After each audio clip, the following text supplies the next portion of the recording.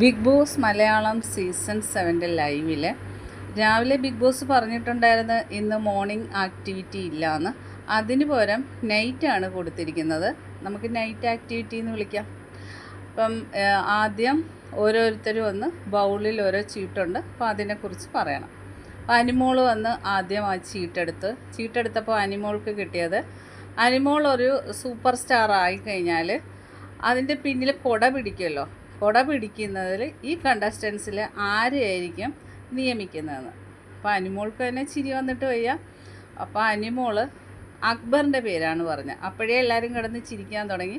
അപ്പോൾ കാരണം പറഞ്ഞത്, എനിക്ക് പൊക്കമില്ലല്ലോ, അക്ബർക്കാക്ക് ഭയങ്കര പൊക്കമല്ലേ, അപ്പം എന്ത് വെയിലാണെങ്കിലും മഴയാണെങ്കിലും ഒന്നും കൊള്ളൂല, നല്ല രീതിയിൽ കുട പിടിക്കുമല്ലോ എന്ന് പറഞ്ഞ് അങ്ങനെ കണ്ടസ്റ്റൻസൊക്കെ ചിരിയായിരുന്നു.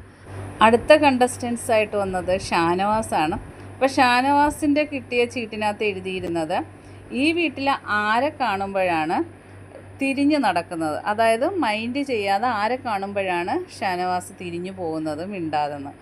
അപ്പോൾ ഷാനവാസ് കുറേ നേരം ഇങ്ങനെ ആലോചിച്ചു, ആരെ പറയണമെന്നിങ്ങനെ ആലോചിച്ച്.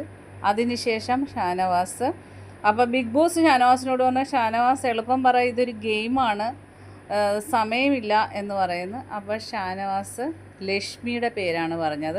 അപ്പോഴേ എല്ലാവരും ചിരി തുടങ്ങി.